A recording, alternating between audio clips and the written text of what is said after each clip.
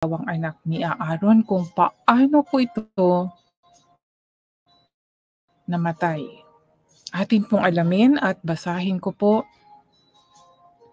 dito po sa Leviticus 10 kabanata mula sa unang versikulo hanggang sa 20.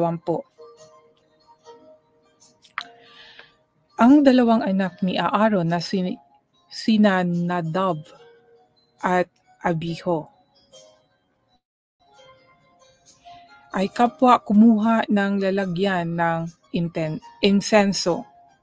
Nilagyan nila ito ng mga baga at insenso at inihandog sa Panginoon. Pero ang ginawa nilang ito hindi ayon sa utos ng Panginoon. Kaya take note po mga kaibigan.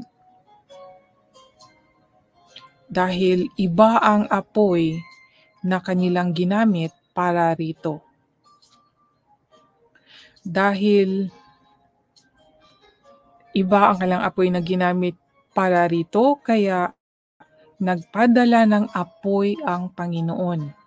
At sinunog sila hanggang sa sila'y mamatay sa presensya ng Panginoon doon sa toldang tipanan. Sinabi ni Moises kay Aaron, iyan ang ibig sabihin ng Panginoon nang sabihin niya.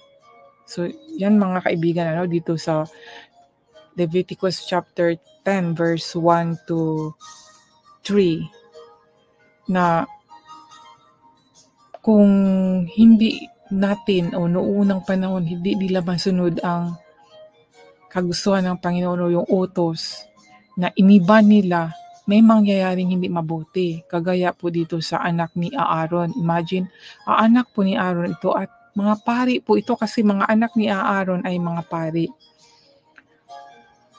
At yun po ang parusa, no? Dahil iniba nila, hindi nila sinunod ang Diyos eh. Ulitin ko po mga kaibigan ang sabi dito, ang dalawang anak ni Aaron na sina Nadab at Abiho ay kapwa kumuha ng lalagyan ng insenso. Nilagyan nila ito ng mga baga at insenso at inihandog sa Panginoon. Pero ang ginawa nilang ito'y hindi ayon sa utos ng Panginoon. Dahil iba ang apoy na kanilang ginamit para rito. Kaya nagpadala ng apoy ang Panginoon at sinunog sila hanggang sa sila'y mamatay sa presensya ng Panginoon doon sa toldang tipanan. Sinabi ni Moises kay Aaron, iyan ang ibig sabihin ng Panginoon nang sabihin niya. So, dito mga kaibigan, ang parusa din sa kanila ay sa pamagitan din ng apoy. Mali yung ginamit nila. Nilagyan nila ito ng mga baga at insenso at inhandog sa Panginoon. Pero ang ginawa nila hindi ayon sa utos ng Panginoon.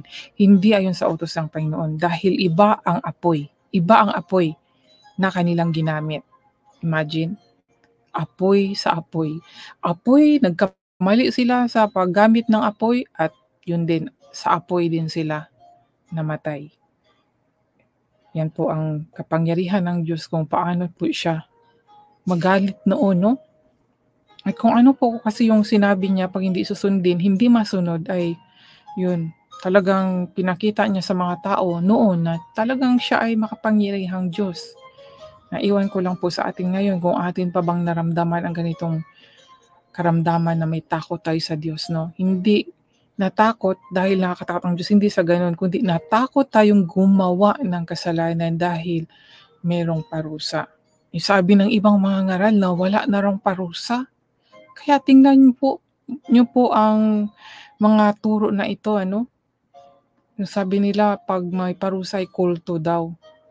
Kung tayo ba sa nanay natin, pag nagkamali tayo, di ba, pinapalo din tayo.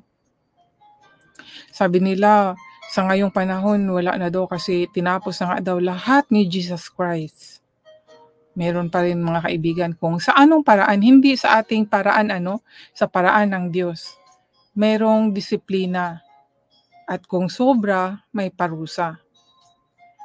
Noong unang panahon 'pag nagkakasala ang mga tao, 'pag hindi sinusunod ang Diyos, nagpapadala siya ng sakit, mga gano'n ano.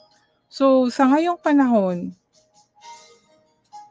sa naunawaan ko, possible na may mangyayari pa rin gano'n kung ang tao ay sobrang masama, 'di ba? Para mahinto yung kasamaan niya ay something happen na hindi po mabuti sa taong ito. Kaya nasa sa atin po kung alin po ang pipiliin natin. Dahil unang-una pa lang, kung ating balikan yung istorya ni Abel at Cain, ay meron talagang masamang tao at mabuting tao. So magkasama yan sila. Sa mundong ito, mix, no? May bad and good. So tayo mismo mga kaibigan ang pipili kung alin po ang pipiliin natin. Pipili tayo sa maliwanag na daan o sa kadiliman na daan. Kung wala kang Diyos, doon ka sa sanglibutan susunod. Pero kung sa Diyos tayo, ito, gaya ng Diyos ni Abraham, Isaac, and Jacob, stricto po siya, ngunit mapagmahal. Dahil sinabi niya siya ay Diyos na tapat at mapagmahal. Siya mismo po ang nagsasabi. At mababasa po natin yan sa Exodus, di ba? Kung